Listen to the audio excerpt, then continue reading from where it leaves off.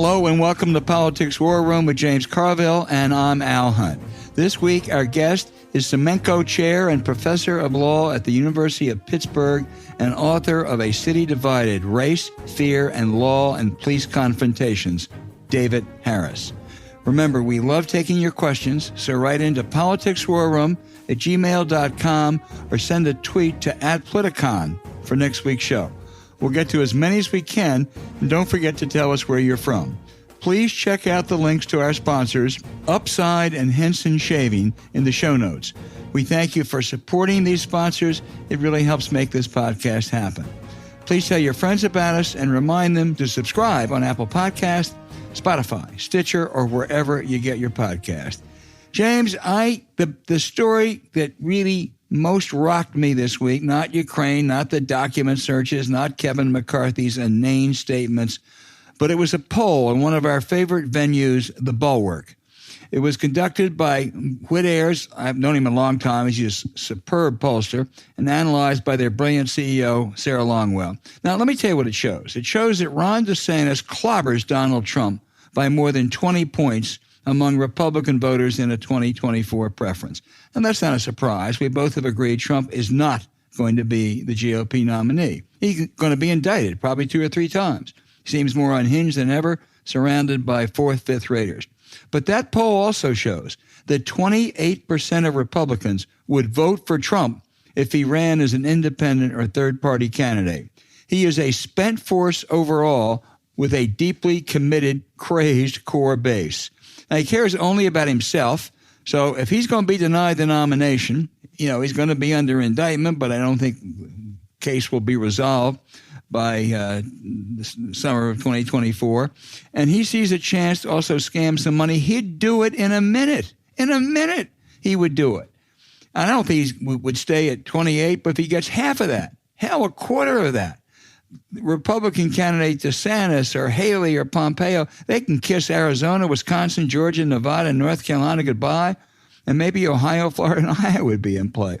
But this gives Trump just a huge leverage within that Republican Party when he is indicted, because that threat is a real threat with him, and it's somewhat reminiscent of some 60 years ago when Nelson Rockefeller shook down Richard Nixon, the party nominee, at the Treaty of Fifth Avenue. But the Mar-a-Lago grand bargain, if it were to occur, will be the most corrupt bargain of all times. I think this poll really is a huge deal, James. He gives a crap about the Republican Party about as much as I do. Right? I think you're more positive, James. I probably have. I'm married to a Republican. I have run into Republicans all the time. I'm out here in California at breakfast with Karl Rove or whatever, all right? He can't stand them. And it's all about him. I kid you not, if he's not in penitentiary, which I think that it's increasingly likely that he'll be out on bond at that time anyway, if there's some way to stop a Republican from winning, he's going to do it. He does not want them to win. Understand that. He can't stand them, and if they win, he lost the last election, and if another Republican wins this election, that would be devastating to him. The poll, of course, is right, which you say is right, and he's their freaking problem. I'm glad we don't have him. Boy, and it is a problem because as he look, I do think he'll be indicted at least twice. I'm not sure about the federal indictments yet. But he will be indicted at least twice. He can stretch this out long enough so whether he's tried by the summer of 2024 or whether he's appealing convictions, I don't know. But man, will he use this. And it's got to scare the hell out of Republicans. Already, you look at those House Republicans, those investigations, everything they're doing seems to be Trump-related. They're looking at the deep state. Why are they looking at the deep state? Because of Donald Trump. They're looking at Anthony Fauci and COVID. Why are they doing that? Because of Donald Trump. They're even looking at whether the January 6th protesters were unfairly treated. The arrested, the violent mob were unfairly treated. Why? Because of Donald Trump. So he is, you've said for a long time, and I've joined you, he's not going to be a nominee. He's just not going to be. But boy, is he still a dangerous force for that party. Is it? I mean, he's like having, shingles. He can't kill you, but he just can make life so miserable for you, you can't believe. I mean, it's just stunning that his takeover. By the way, if it's not Trump, it's going to be a Trumpist candidate. I can promise you that. But you're right, his leverage, and he needs money and he needs fame. And the only way he can continue getting those two is stay in there. Right. If I am whoever the nominee is, DeSantis, Haley, Pompeo, I don't know, and my best case scenario is that, and I'm not sure you could get it, is that is some kind of Mar-a-Lago grand bargain. What he would demand would be, it would be hard for him to say you're going to pardon me, because you can't pardon someone from Fulton County or from Manhattan DA, but he'll try to get something like that and dominate the campaign of any Republican. It'll just be a disaster. But God, it's going to be fun to watch, James. You got to admit. Yeah, I'd like somebody. I'm trying to think here how they're going to land this plane, and the only hope is that he has a heart attack and croaks. I'm serious. I mean, I'm trying to think of how else they get out of this. Yeah. And it's hard to see how, the exit ramp here. I'm out of thoughts. I mean, I'm like Admiral Stockdale. I'm out of ammo on this. I don't know how to get out of it other than. What are you doing there, James? Where are you? Who are you? Admiral Stockdale. All of you out there, first of all, The Bulwark is a terrific publication. It really is. And they are these Republicans, anti-Trump Republicans. They write interesting stuff. They have interesting analysts. Sarah Longwell is terrific. Bill Kristol, Charlie Sykes. But take a look at that poll. And again, James, I've known Whit Ayers for a long time. He is one heck of a reliable pollster. He may be as reliable Republican pollster as there is in the country. So I mean, it's worth a look. A first-rank reputation. And the one thing I'll credit the Bulwark, they don't look back. Man, when they burnt the bridge, when they left the Republican Party, these bastards point the bridge. They're not looking behind. They're not saying, well, we do this, we do that. They soldier on. I respect that. You got to tell me, too, you got to get precision when Tim Miller's going to be in Durham. I want my kid to go over and see him. February 2nd is what he texted and told me. Okay. Duke? Yeah, I think tomorrow. Okay. What else you want to talk about?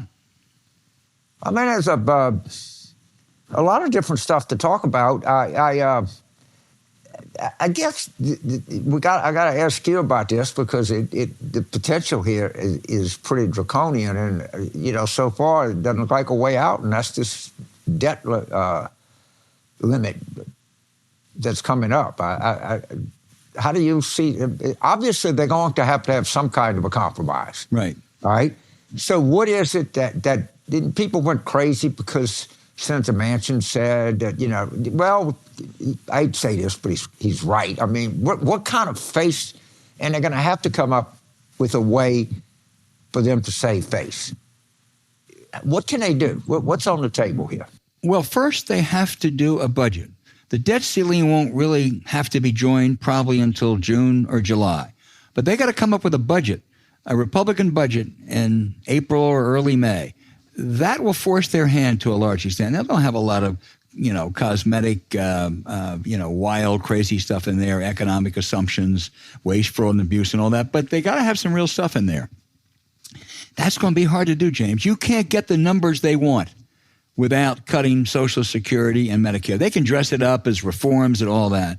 And I don't think they can get 218 votes with that. So I think, frankly, they've got a real dilemma. Joe Manchin is right. Eventually, you're going to have some kind of a deal. Biden will have to agree at some point, to some kind of modest scale backs in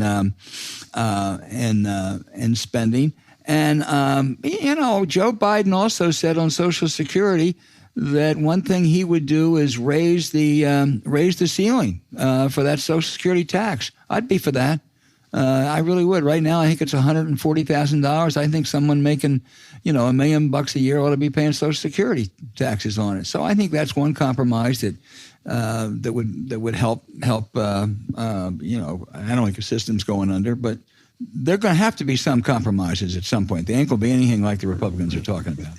So we were talking, and I've had a reevaluation, and when Bill Clinton was president, the State of the Union was kind of meant something. You were good for a couple, 3 or 4 points on on your approval rating. I'll never forget when the teleprompter went down, he just winged it. No one ever knew the difference. But and it's just lost its panache. It doesn't really change anything. The audience is small and diffuse. I'm starting to think that this one might be somewhat more significant than any recent ones. And I'm thinking that because he's going to have to lay out his strategy on the debt ceiling. And he's have to frame that issue. Hopefully they do this. They frame it in a way and they keep that framing going into May or June or whenever that they have to deal with it. So actually, unlike past State of the Unions, I'm going to pay a little bit of attention to this one. I think you're right. I think what he's going to say is what he's been saying all along is, I won't negotiate on the debt ceiling. I will, however, negotiate on the budget. So if you want negotiations, let's do it in the budget. Let's pass a clean debt ceiling at some point. But, you got to have appropriations bills. You got to pass them. You got to send them. How specific he gets, I don't know. But his budget comes out, James, within a month. So he's going to have to be specific soon. I think you may be right, though. It may attract a little bit more attention. Another thing is that you always have the guests up there in the balconies. There are always people who reflect some interest of the party or the president.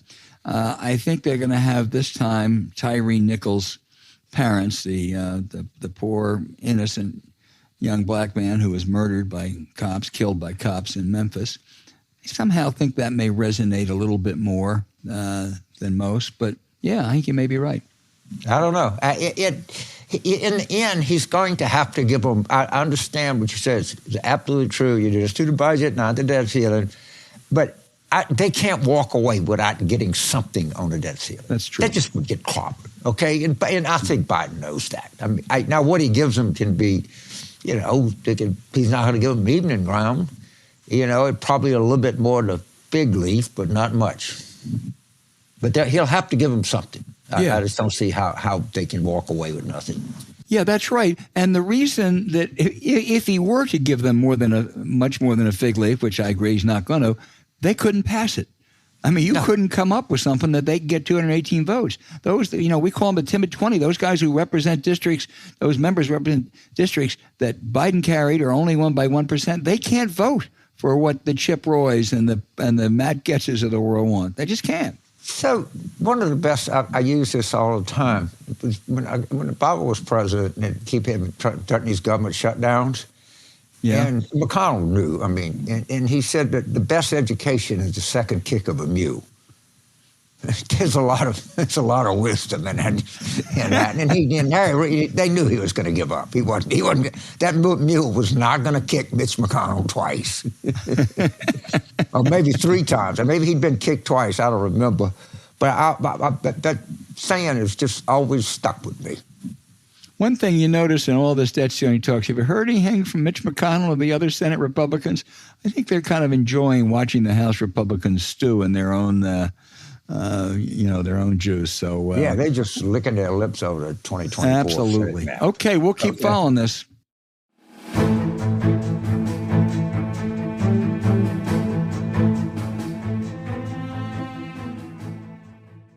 Hey, you may not know this about me, but I love reading physical books, like from the bookstore.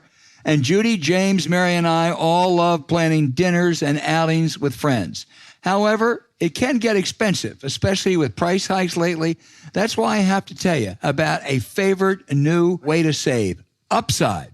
Upside is an incredible app for anyone who buys gas, groceries, or dines out.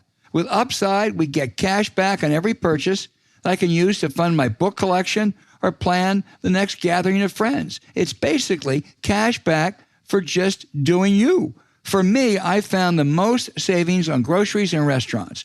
Now, it really helps when you're hosting a lot of people. I'm planning something, James, for the Super Bowl. And I know James has been saving a lot on gas when he's traveling out to the farm or showing people around New Orleans. Even better, Upside is so easy to use. Even older guys like us, James, have no trouble getting to set it up to start saving. We even have a little thing going where we're going to use our savings for a steak dinner out in the town. Now, I'm voting for the big easy, but Washington may have to work too. How much are people going to love seeing cash back in their pockets? And what's your pick for where and when we use our upside savings, James Carville? Well, first of all, you and I and our families are in something new. We're on a fixed income. All right? We're retired. And you can use this for 1,000 things. Well, why does it there's no downside to upside. It's all up. And you're going to spend this kind of money, and you get something in return. And boy, when you earn a stake, and by the way, New Orleans is one of the great stake cities in the world. People don't realize that. Ruth's Chris and Del Frisco were both started in New Orleans. But how much better of a dinner you have when you know that upside's paying for it and you're not? And I think this thing is terrific. I think it makes all the sense in the world, but it doesn't just make sense for people like us that own fixed incomes. It makes sense for, growing families at every stage of life. And boy, we're glad to have these guys, these guys come aboard and be supporters of the show. This is a terrific product. And by the way, with inflation, moderating somewhat, but it's still pretty prevalent. Your sure benefits keep up with inflation. Yeah. So it's all around. This is some good stuff here. Well, you were really on point. Inflation is hitting as hard as it is, even if moderating slightly. So we all benefit from savings, and Upside is perfect for that. To get started, download the free Upside app, use our promo code WARROOM, and get an extra 25 cents back for every gallon on your first tank of gas. 25 cents back on your first gallon of gas, James. Next, claim an offer for whatever you're buying on Upside. Then pay as usual with a credit card or debit card. Follow the steps in the app and get paid. In comparison to credit card rewards or loyalty programs, you can earn 3 times more cash back with Upside. Why would you use anything else? Plus, Upside doesn't sell your personal information to third parties. They know that your information is a vital part of their trusted relationship with you. Upside users are earning hundreds of dollars a year. That steak dinner can be yours. That's probably why they have a 4.8 star rating on the App Store. 4.8 star, James. That's pretty darn good. You and I should hope we can get there someday. We got to get this puppy up to 4.9. Well, I think we can do it. It won't take. And once there, we're going to shoot for the stars. So ask yourself, what are you going to do with your cash back from Upside? Then remember, download the free Upside app and use promo code WARROOM to get an extra 25 cents back for every gallon on your first tank. That's an extra 25 cents back for every gallon on your first tank of gas using promo code WARROOM. Find the link in our show notes.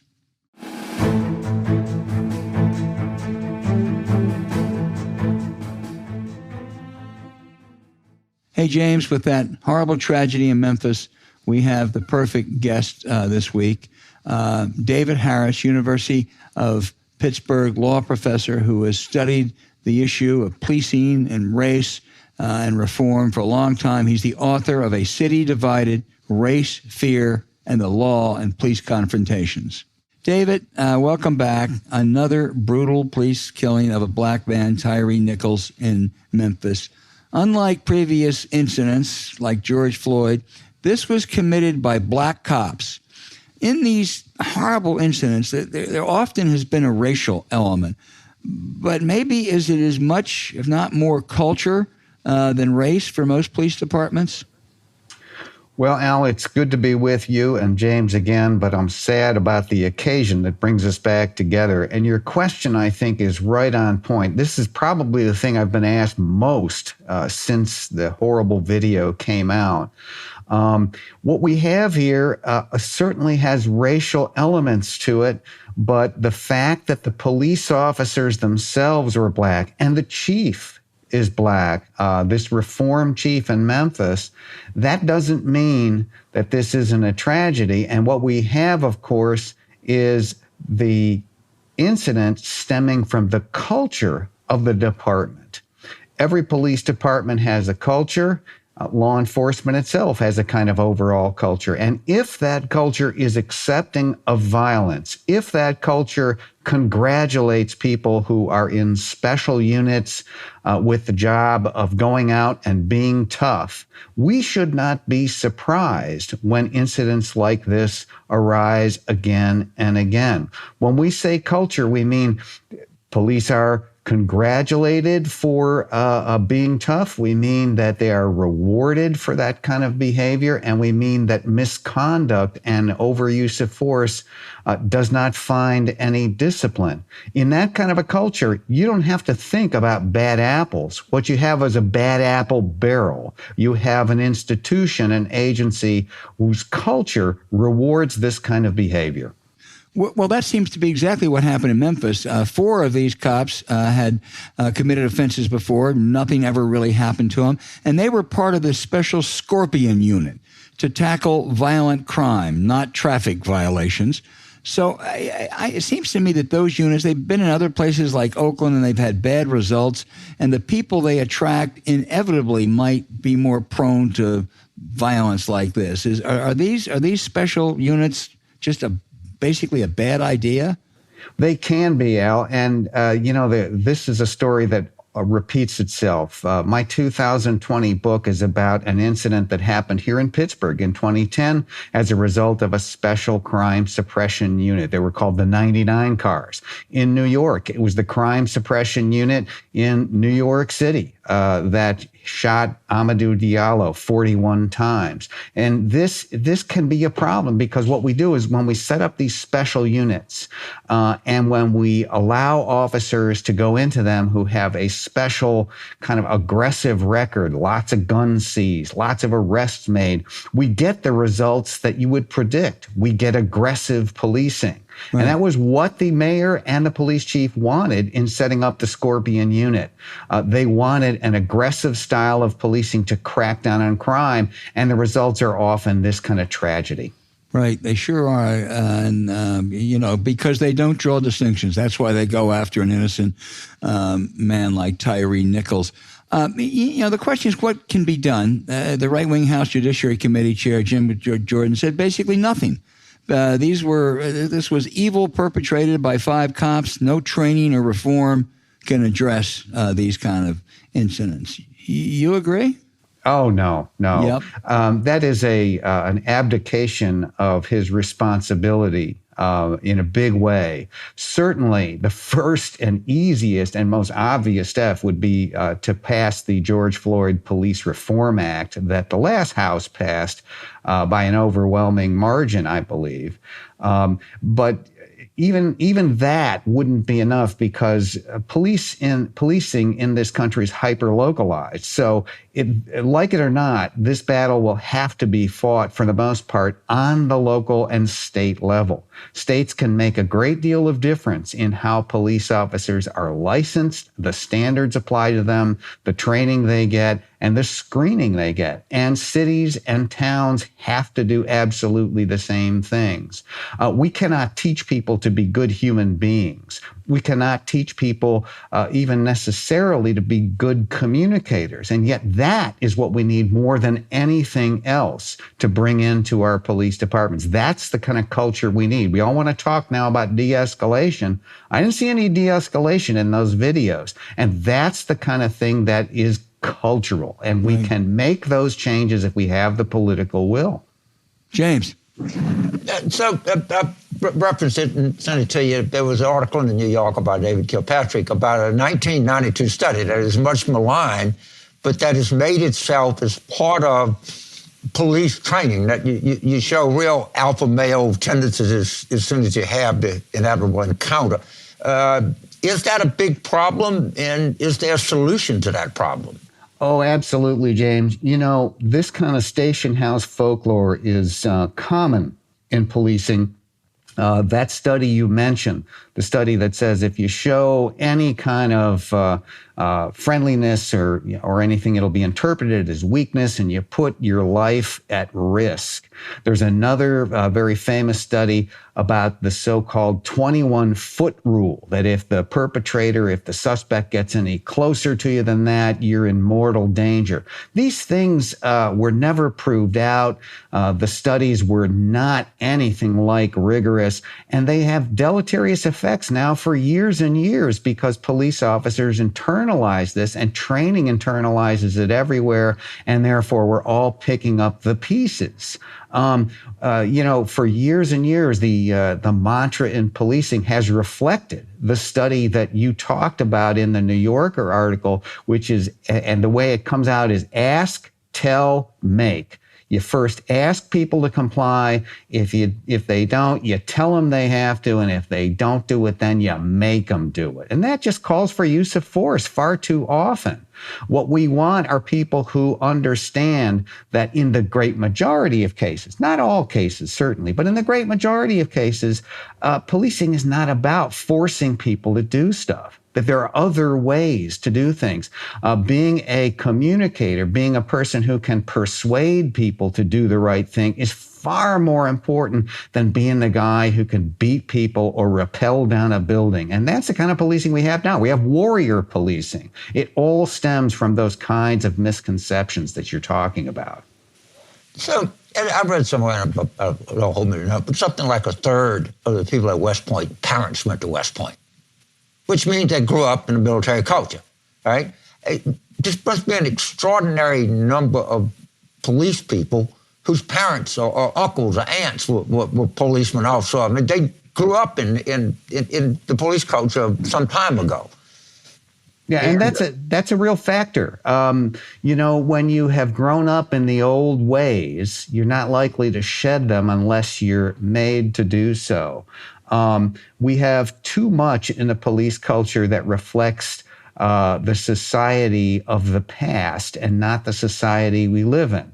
And it's very interesting when you contrast the current police forces and their makeup, say in Memphis. Memphis is a majority black city with a majority black police department, but unions in a lot of these places are much older, of course, because of the retirees, and they're much whiter. And they have old school attitudes often.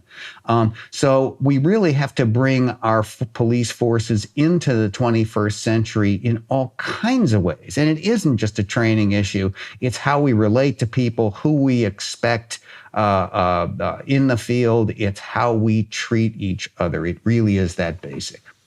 So I came to appreciate this. I live in New Orleans, and obviously it's a concern. In the city of Pittsburgh, I would venture to say there are 600 people that are going to commit 85% of the felonies. More important, you can know their names, all right? You just can't. Yes. Privacy questions about this, racial questions about this, a 1,000 things that you can ask. But it is literally true that you can know who is going to be responsible for vast majority of the felonies in a given area, and you even can know their names. It can be done. And they don't do it, they can do taking this and that. They can take birth records, arrests, high school dropout, neighborhood, et cetera, and then spit out the names. And the Scorpion unit, so people would say, well, yes, they were focused on a high crime area. Because you look at a map of Memphis, and the closer you are to the river, the more likely the crime rate is going to be high. Well, because that's the poorest part of the city. This is not very much of a secret. But is there any way that we can use the data that we have that is stunning compared to what we used to have in a useful, and by the way, 80% of the victims of the crimes are going to be other poor people. You bet. How can we use the technology and the expertise we have and apply it in a better way? Because it's just not working, and given what we have, it should work.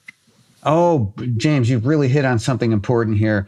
It is true that in a Pittsburgh, in a Boston, even in some places large as Chicago, you can pinpoint the 600 or 1,300 or 500 people who are most likely to engage in violent crime. And by the way, they're just as likely to end up on either end of the gun. They could be the victim, they could be the shooter. Now, what counts is what you do with that information.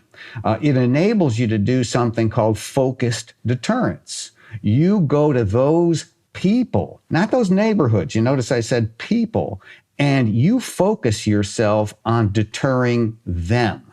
The problem with a Scorpion unit is that it focuses on a whole area, and officers come to see that everybody in that high crime area is guilty of something. That's how they'll view everybody. And then you can't have grandma tell the nephew to go down to the store for a quart of milk without getting thrown up against a wall. Under focused deterrence, you focus on those correct people. And then when you do that, you take the right point of view. You don't just send cops. You say to all these people, look, we know who you are. We know what you're up to. We know you're at risk. We can help you get out of this if you want. If you won't, if you like this lifestyle, if you won't stop with the shooting, we're going to come down on you like a ton of bricks. And this works. It has worked. It has proven out. I concur in what they would do is they'd show up at your house and they said, look, partner, we got a bus ticket out of town. We got a job training voucher at the local technical school, or you better not make an illegal left turn. Exactly. Okay. Exactly. Yeah, that's right. I mean, and that can work. But just so you know, a lot of civil liberties advocates would say that that's intrusive. Well, intrusive, yes. It's also pretty intrusive to get your head blown off. It's pretty intrusive and damaging to the communities around you when you get sent off to prison. Nobody wants those outcomes. Right. And in a place where you've got your finger on these 600, 1,300, however many people, save their lives, get them out. If they won't, come down on them, and you save everybody, the whole community, a lot of grief.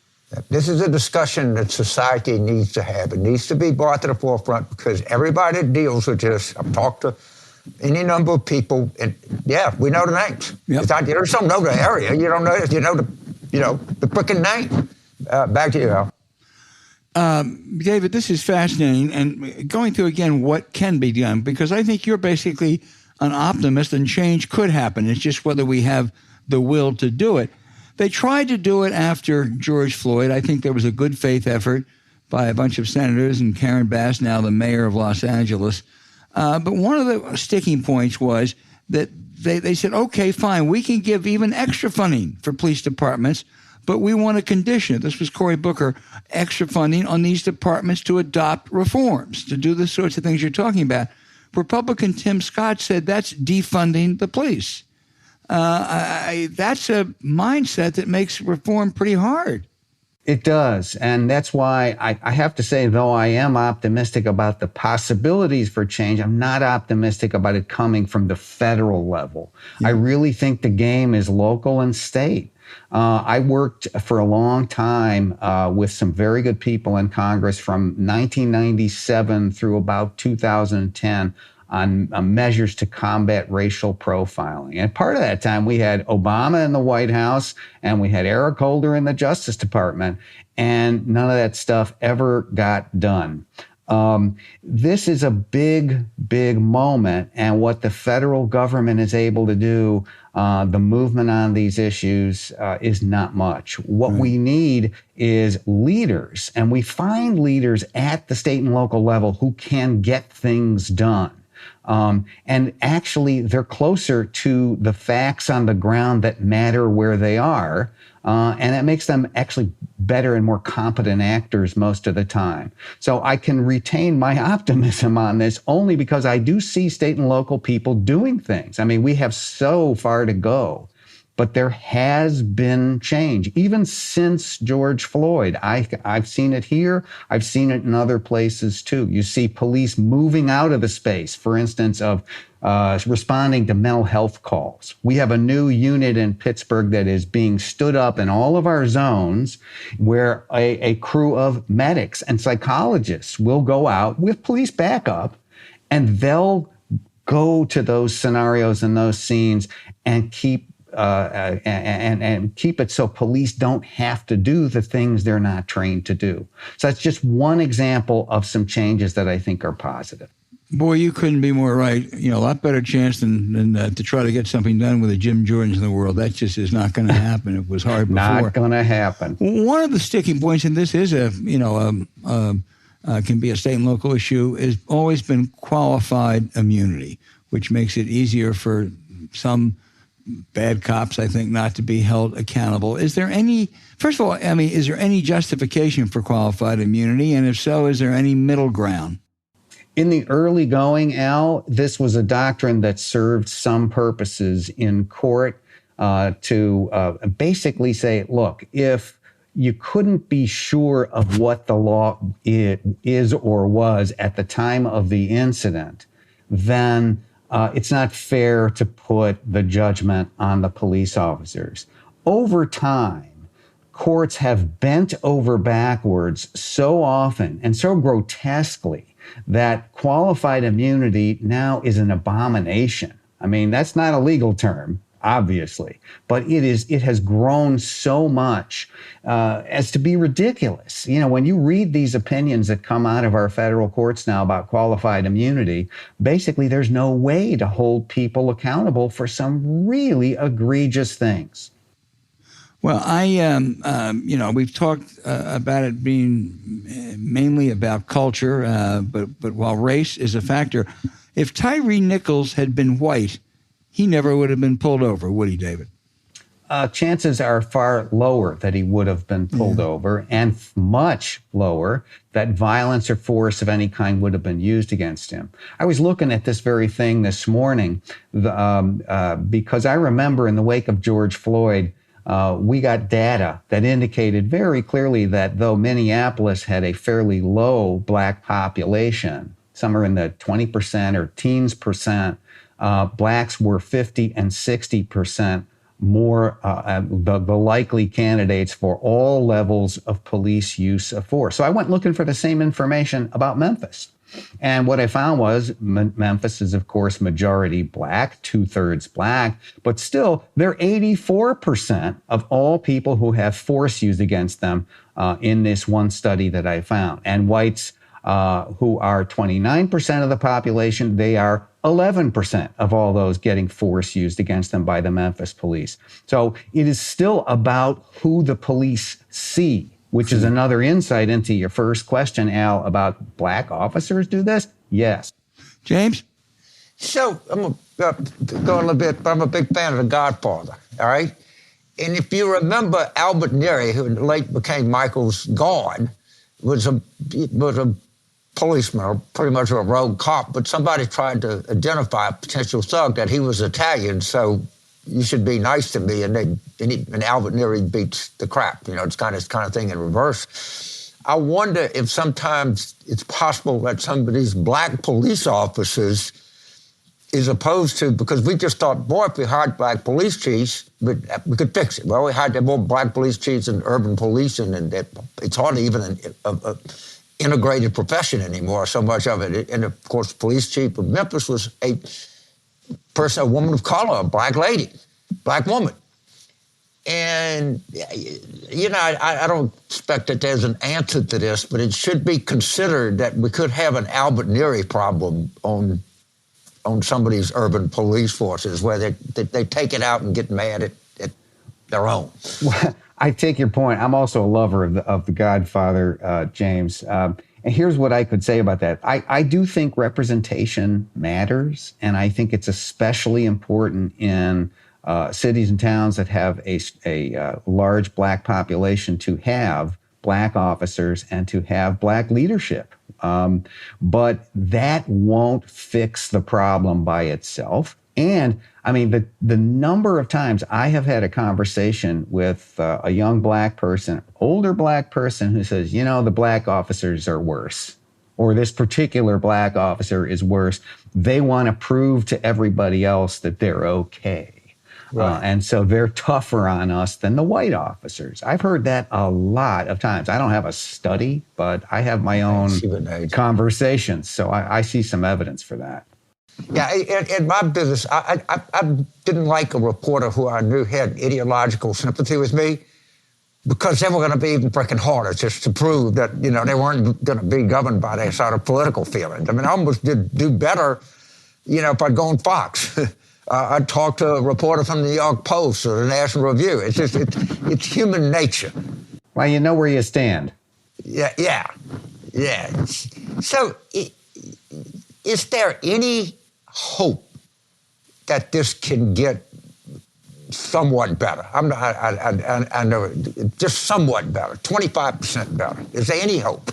I believe there is, James. I really do. And it isn't just because I am somewhat optimistic by nature. My view may be colored by the fact that I am not African American. So maybe I'm more inclined to see hope where others don't. I fully understand that.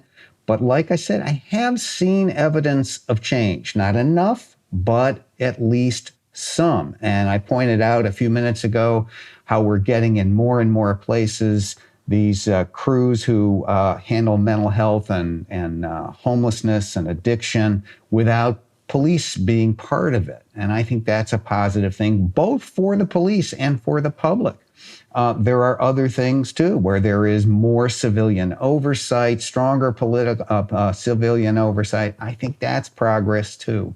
Better standards and so forth. But change will be, I'm sorry to say, kind of slow to come, because there are too many Tim Scotts in the world, too many Jim Jordans at every level who see any kind of change as, well, you're keeping the police from doing their job. And I just, that's an unfortunate mindset. So before I let you go, the last time you were on here, I think Al, one of us asked you about, what are some departments that we looked at are pretty successful? You mentioned Camden, which was a small department, but you singled out Los Angeles LAPD as making some real progress. Is there would you keep this list? Would you add to it? If I'm the police chief in Memphis and I want to send one of my captains to study something that's working better, where would you send them? Well, I think you could send them a lot of places these days. I would send a person to some smaller places, perhaps, to talk to the former chief in Fayetteville, North Carolina, who said to his officers, stop with these penny ante traffic stops that just get people angry and lead to catastrophes. Instead, we're going to focus on real traffic safety, and I'm putting the rest of you on real crime enforcement. And traffic safety got better. Crime enforcement improved. And all because he saw what was really going on. I'd send him down to see Chief Lou Dekmar in LaGrange, Georgia, another small town, who has done wonders with that police department, pulling it in some directions that historically nobody thought it could go. And I would still not hesitate to send him to L.A. The L.A. Board of Supervisors and Police Commission, I think, just gave that police chief another term. There are places where it's going better. No place is perfect, but there are places that are doing better, and I think that's what keeps me going. James, great question, a great note to end on. David, here's my hope. We want to have you back. My hope is the next time we have you back, it's to talk about the progress that has been made since George Floyd and Tyree Nichols. But you are a great guest. No one's better on this subject, and thank you so much for joining us. It's been my pleasure. Good to be back with both of you. Great. Thank you.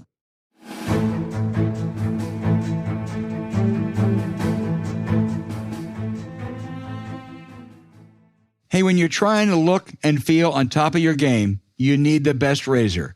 Meet Henson Shaving. Henson Shaving is a family-owned aerospace parts manufacturer that has made parts for the International Space Station and Mars rover, and now they're bringing precision to your shaving experience. How great a shave does Henson's give you, James? It's unbelievable. And, the fact that you have a company that goes into space that has more technology and more advanced use of metals and anything to take this and convert it to comfort on your face, I mean, that's pretty remarkable. I'd love to meet the engineer, whoever that came up with this idea, but you can really take advantage of it on several fronts. Yeah, you're absolutely right. Think of razor blades like diving boards. The longer the board, the more wobble. The more wobble, the more nicks, cuts, and scrapes. A bad shave isn't a blade problem, it's an extension problem, and you need ultimate precision. By using aerospace-grade CNC machines, Henson makes metal razors that extend just 0.0013 inches. Let me repeat that, 0.0013 inches, which is less than the thickness of a human hair. That means a secure and stable blade with a vibration-free shave. And we've been around a long time, had lots of shaves, and never had better. That's not all. Henson Shaving razor has built-in channels to evacuate hair and cream to make clogs impossible. Seriously, Henson Shaving wants the best razor, not the best razor business. That means no plastic, no subscriptions, no proprietary blades, and no planned obsolescence. Plus, they're affordable. The Henson razor works with standard dual-edge blades to give you that old-school shave with the benefits of a new-school tech. And it's only about $3 to $5 per year to replace the blades. Henson handles it all. The first shave made me feel better 20 years younger. 20 years younger. I needed that 20 years, James. And the design and durability is unmatched. So like us, it's time to say no to subscriptions and yes to a razor that'll last you a lifetime. Visit hensonshaving.com/warroom to pick the razor for you and use the code WARROOM and you'll get 2 years worth of blades free with your razor. Just make sure to add them to your cart. That's 100 free blades when you head to HENSONSHAVING, hensonshaving.com/warroom and use code WARROOM. You also can find the link in our show notes.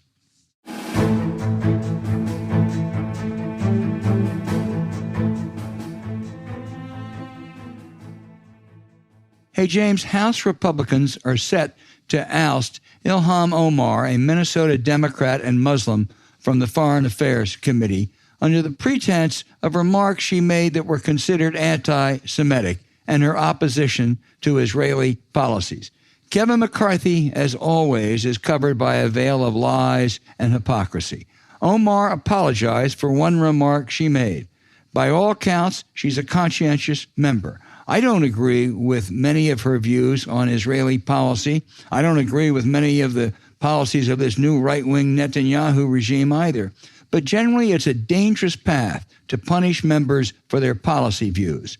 McCarthy, however, is fine with Marjorie Taylor Greene or Paul Gosar trafficking with white nationalists, vile racist, and anti-Jewish broadsides. Remember old Marjorie talking about Jewish laser beams starting California fires? Now, this proposal is also sponsored by freshman Ohio Congressman Max Miller, who says Omar brings dishonor to the House. This is the same Miller with a violent, rage-filled past who has been accused of physically assaulting his then-girlfriend, the White House press secretary. Miller is hardly one to talk about dishonor. James, I tell you what I want to do. We're going to check it. This comes up for a go. We've talked about the timid 20, those members who represent districts Biden carried or barely won. If this comes up for a vote, and if this Muslim scare attack works, we're going to name every one of them on the next program. So I agree that should kick him off the committee. I don't think Ilhan Omar is anywhere close to the equivalent of Marjorie Taylor Greene. But I'll say this. Marjorie Taylor Greene said she didn't say Jewish state laser. She said Rothschilds. But she's claimed that she didn't know the Rothschilds were Jewish. I don't believe her. Ilhan Omar said she didn't realize that she said it was all about the Benjamins, that she didn't know that Jewish people were kind of tasked with the trope of liking money. I don't believe her either. But it's not the biggest crime in the world. She should be on the committee, but that's what it is. So but my outrage, I guess it's not so much an outrage, because, we get these stories, and I'm sure that they're true. It's win at any cost, and the football factories, and, what these coaches do to get to the NCAA tournament, or what they do. I saw a story that I couldn't believe. In Portsmouth, Virginia, in Tidewater, a junior high JV girls basketball assistant coach dressed up like she was a player and played in the game. And you got to watch it. It's on WHY. It's on the video is on a Norfolk TV station. There literally was one other person that was at the game that was not on the bench. All right? But if the win at any cost is you're an assistant coach of the girls' basketball team in Portsmouth, Virginia, and you dress up as a player, and of course she was driving the basket and making basket after basket. I guess it's funny, but I do think there's probably a larger meaning somewhere in here. So as we prepare for the Super Bowl, and, we'll talk about, my favorite is John McKay once said, how can you say when there's overemphasis and when there's a billion Chinese that don't give a damn if we win or lose? But at any rate, I just think that story just caught me is maybe we've taken this winning too far.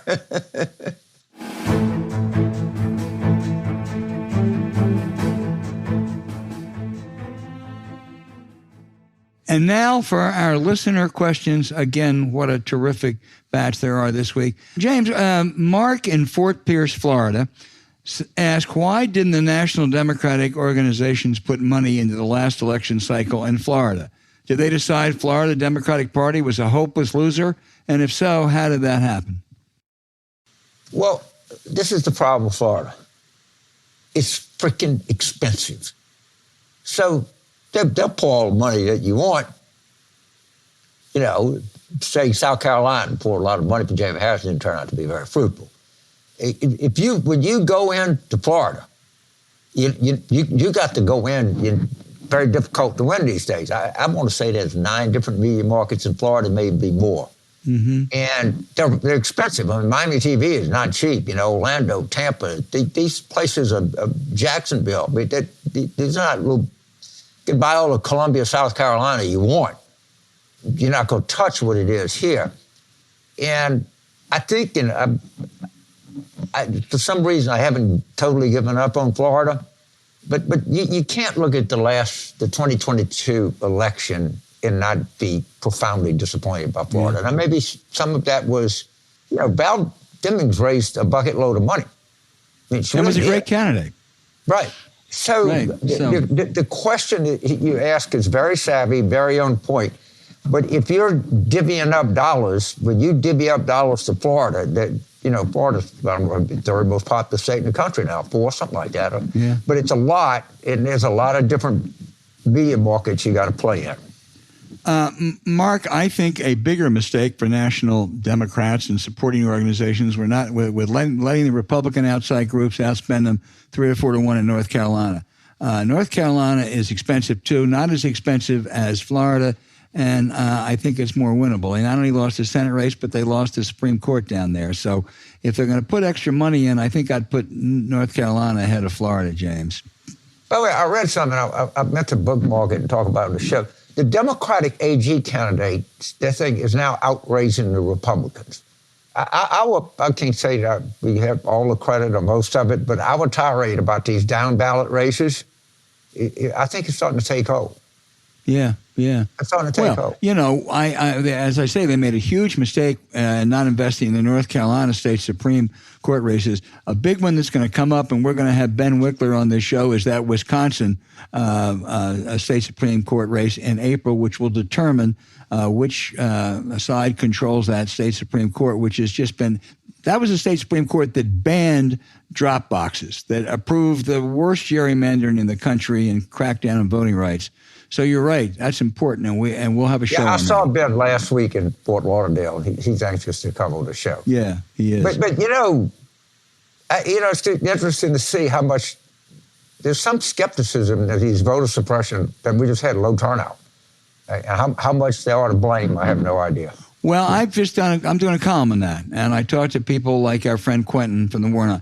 They clearly had an effect. They had an effect on the margins, but the margins determine races. You can look and you can see, and the black turnout in Georgia, for instance, was as a percentage was down slightly from 2020. I'm not going back to Obama, from 2020 when you had Warnock running a great campaign, spending $176 million with a great campaign manager. It shouldn't have been down. It should have been up a little bit. And they did a great job. But, when you reduce drop boxes, when you don't allow people to bring food or water into long waiting lines, when you make it harder to get mail ballots, it has a small effect. It wasn't much in North Carolina either. No. I think the feeling in Georgia was at least that if without that infamous bill, that Warnock would not have gone into a runoff. But we'll see. And next question is John in Chicago. Why doesn't the United States Senate debate like the UK government, doing prime minister questions, where they get everyone in the chamber and have an open debate? I'm tired of a single senator getting up in front of a microphone in an almost empty chamber and tell lies. John, you're right. I think I would love to have question time. I'd worry a little bit about Joe Biden these days, I suppose, but I would still love to have it, maybe once a month and have some kind of a debate. I mean, the Senate used to be called the world's greatest deliberative body. What a travesty that is. So, yeah, I'd like any kind of change like that. Well, if people are interested in politics are young people, if there's one course that you should take when you're in college, it's comparative government, all right? Now, in our system, we have, 3 different branches. President's executive branch, first of all, I don't know if the legislative branch would even let him in. Secondly, in a parliamentary system, the prime minister is a member of parliament. And that's how you get there. And his ministers are, so it's an entirely different system. And I just don't think anything like that would work in our country because, by the way, Parliament has ultimate, and the House of Lords didn't do anything. They got one body, they submit a budget at 9 o'clock in the morning, they pass it at 3 o'clock in the afternoon. It's fun to watch, all right? And I used to do my classes and, line them up like that and make them cough and, they do all that kind of crap, but it's not going to work in our system. Well, let me tell you why I think it could on a very sporadic basis. One thing it does is, this is true of press conferences too, it makes the principal, the president, the candidate, whatever have you, think through, what his or her positions are and how they're going to frame them. And I think they think them through more carefully. So I don't want to have it every week, but I think 3 or 4 times a year might work. But anyway, we'll see. You're going to like this next one, James. It's from Matt in Louisville, Kentucky.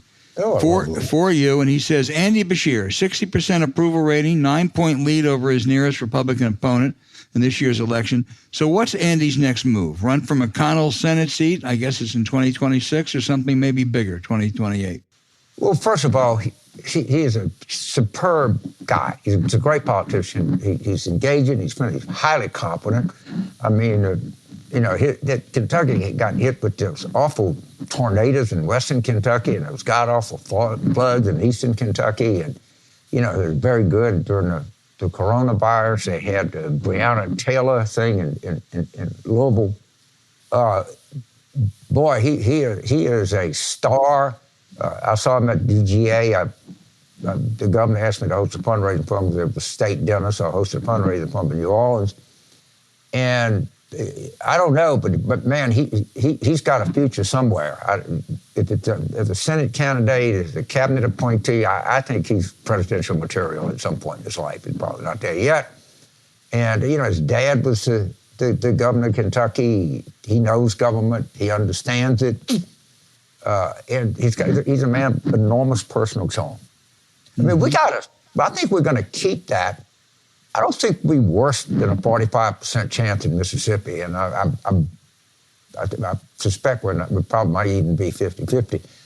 Louisiana's the tough one. They got a. You don't have very many John Bell Edwards, do you? Yeah, no, you really don't. But we got the guy who's likely to win right now is Donald Trump. And a state like ours, we can't take that. I hope somebody thinks of something, because I'm trying to think of something, but I can't quite come up with anything right now. You have time. Uday in San Jose, California asked, do you think ranked choice voting would increase centrist candidates winning congressional seats? It looks more plausible than it did a year ago. If so, what are the prospects for increased adoption? I've become a convert to ranked choice voting. I think it has some real appeal. Yes, I do think it would make be harder for the right wing of the Republican Party and the left wing of the Democratic Party. I don't think it's a panacea. I think it could dramatically change the House. But I think in places we've seen it, in Maine, Alaska, I think it works pretty well. New York mayor's race, it's not always going to produce the results you want, but I'm really attracted to it, James. I just thought it was a kind of thing, and I asked some people about it, and I'm still not convinced the person with the most votes wins the election is a god-awful system. But I don't think this is god-awful either. It did it in Alaska. And, of course, if it produces the result that you like, then you like the system. And it supposedly would cut down on extremist candidates. I think it's more designed to save the Republican Party from itself than anything else. But I don't know enough about it to say I would weigh in as slightly against, but I couldn't argue one way or another. Well, I weigh in slightly for, so we're close, and I think we don't have enough experiments or evidence yet. But those we have, I say Maine, Alaska, New York City mayor, they're mildly encouraging. So let's see. Jim and this is good. Jim and Cairns, Cairns, Cairns, Cairns, Australia. Oh shit, that's the best bill fishing in the world. I love to hear from those. Barrier Reef. Rich people pay about hundreds of thousands of dollars to go there and fish for black marlin, which I think is the most coveted sports fish in the world. But that place is very famous with rich sport fishermen. Those down under people are our favorites. He said, why don't people battle the gun and police shooting issue with a pro-life argument? Interesting. I'm sorry, I didn't. Well, he's saying that basically all these people who are pro-life, why are they pro-gun? I mean, if you're pro-life, why do you want people to start killing people? Right, and why are they for the death penalty, all right? Right. There's a very interesting group of people. I knew them in Pennsylvania. They're dwindling. A lot of them are like nuns, are very religious, and they're called seamless garment Catholics. And they say that life has to be valued at every turn. Of course, they're fanatically pro-life, but they're fanatically pro-child nutrition programs, fanatically anti-death penalty. I mean, they have a philosophy. They have a view of the world that is consistent, all right? And I think that the pro-life stuff, it's all the stuff that's just become cultural, just like the gun stuff. Who in the shit thinks somebody needs to have a Mardus or, assault rifle or something like that? I don't think many people do, but it's just become cultural. These assholes that I don't like, they don't want this, therefore I want this. And the question is good, it's penetrating, it's on point, and the answer, if you think about it, is depressing. Yeah, it sure Everything is freaking cultural. Yeah, I agree. I think some of these creationist people, you can't really believe the earth. If I know people that work offshore in Louisiana that believe in creationism. Well, you digging up fossil fuels that have been there for 2 million years, and you think that this is 5,000 years old, but it doesn't do any good to argue with them. But that's what you find out. Yeah, it's true. Yeah. What they always say is God tricked you by doing that. He's just testing your faith. Okay. Jim in St. Louis says, do you guys agree that a fundamental way for Democrats to try to talk to red state voters is to remind them that government policies play a huge role in their economic success or failure? To cite one obvious example, how many red state farmers would be around without farm subsidies? Yeah, and there are even better examples. One of the best, which is now going to lose its saliency because states are caving, was Medicaid expansion. Medicaid expansion, which was enacted with Obamacare, was initially opposed by almost all Republican-led states. And then every time it goes in the ballot, whether it's it's in South Dakota or whether it's in Missouri or Oklahoma, it carries. And North Carolina was one of the last holdouts, and now that right-wing legislature has capitulated. And Democrats have to take issues like that and explain to people, here are the stakes. Now, she certainly wasn't a very good candidate this year, but Stacey Abrams did that in Georgia prior to the 2018 campaign. And there are other issues that you can talk about. You can't if the cultural issues dominate, you know what, James? Democrats ain't going to get anywhere in those red states. Well, what about Andy Beshear, or Senator Tester, or Governor Laura Kelly?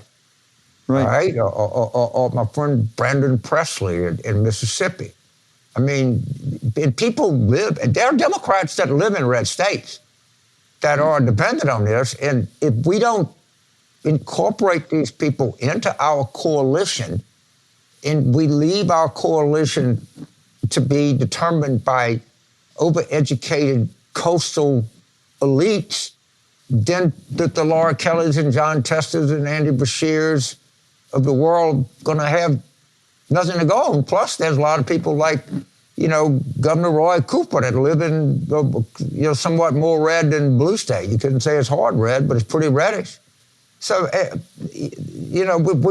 we got to add to our coalition, not subtract from our coalition, and red state Democrats being one, kind of a proud one. And the thing that's hard that only a red state Democrat can kind of understand is we're a pretty proud bunch. I mean, we really identify with each other. And if the National Party doesn't care about us, it's going to upset people to no end. I mean, look, Doug Jones did win in Alabama in 2010. I know it was extraordinary. You don't get a Roy Moore every time, but he did. All right? Kansas did decisively, in landslide-ish, push back on these women's health restrictions. So I'm not kidding you. It's tough sledding out there, but you can make progress every now and then. Go Senator Tester. For God's sakes, man, run. Yeah, no, I agree. Look, in North Carolina, 28 of the last 32 years, the governorship has been held by a Democrat. In Georgia, both senators are Democrats. These are both winnable states with the right candidates and the right message and the right involvement. Yeah, Massachusetts, not much more than 50-50. Yeah. Steve in Mountaintop, Pennsylvania. Where's Mountaintop, Pennsylvania?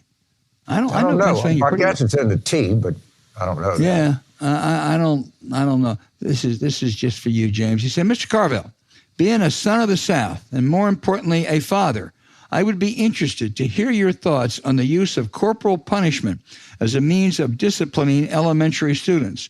In the state of Mississippi, it would appear this sanctioned barbarism is widespread. Why is this still going on?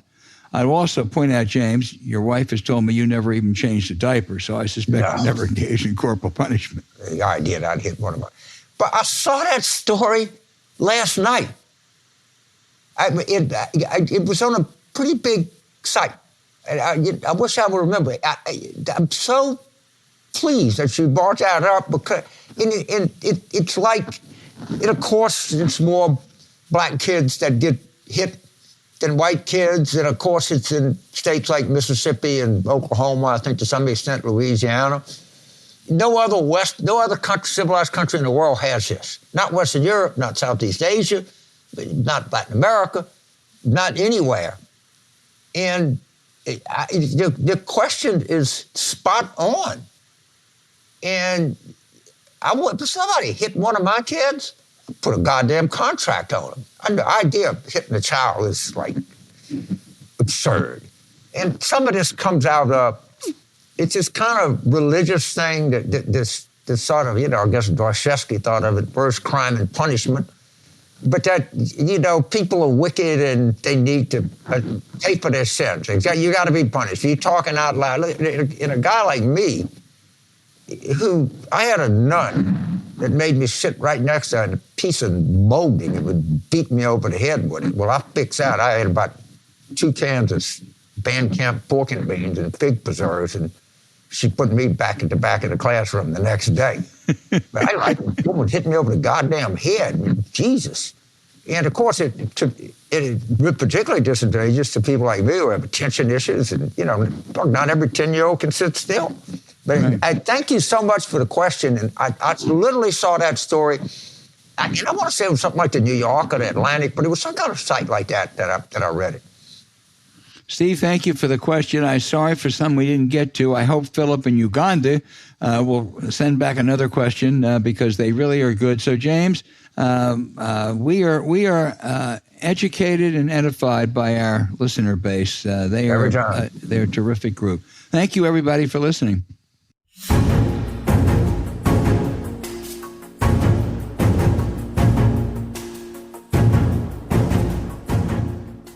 Hey, thanks for listening to Politics War Room with James Carville, and I'm Al Hunt. Don't forget to send your questions for us by email to politicswarroom@gmail.com or tweet them for next week's show at Politicon.